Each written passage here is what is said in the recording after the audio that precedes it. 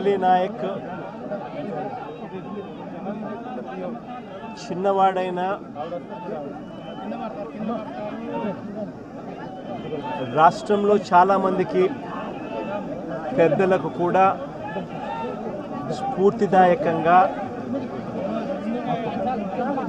ఒక పెద్ద వ్యక్తిగా ఎదిగాడు తన చావుతో.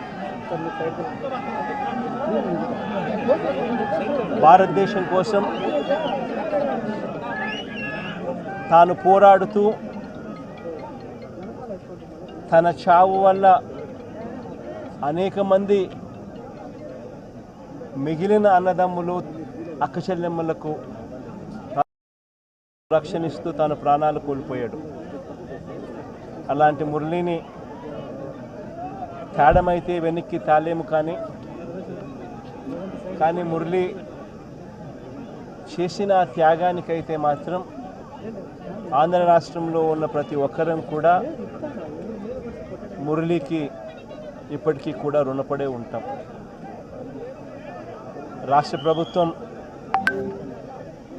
మొట్టమొదటిసారిగా ఏ జవాన్ చనిపోయినా కూడా ఆ జవాన్లకు ఇటువంటి ఘటనలో ఏదైనా కానీ ప్రాణాలు కోల్పోతే, దేశం కోసం పోరాటం చేస్తూ ప్రాణాలు కోల్పోతే 50 లక్షల రూపాయలు ఇచ్చే సాంప్రదాయం మొదలుపెట్టింది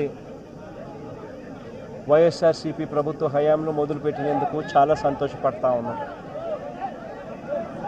ఆ సాంప్రదాయాన్ని కొనసాగిస్తూ ఇప్పటి ప్రభుత్వం కూడా 50 లక్షల రూపాయలు మురళి కుటుంబానికి ఇవ్వడానికి ముందుకొచ్చినందుకు ఈ ప్రభుత్వానికి కూడా కృతజ్ఞతలే.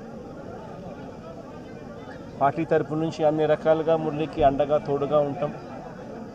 పార్టీ తరపు నుంచి ఒక 25 లక్షల రూపాయలు వైఎస్ఆర్ కాంగ్రెస్ పార్టీ తరపు నుంచి అండగా ఉంటూ ఆ కుటుంబానికి తోడుగా ఉండే కార్యక్రమం చేస్తాం. మనిషిని తాలేకపోయినా కూడా తాను చేసిన త్యాగానికి అందరం కూడా అండగా తోడుగా ఉండే కార్యక్రమం అయితే ఖచ్చితంగా జరుగుతుంది. ఇలా కుటుంబానికి మంచి జరగాలని,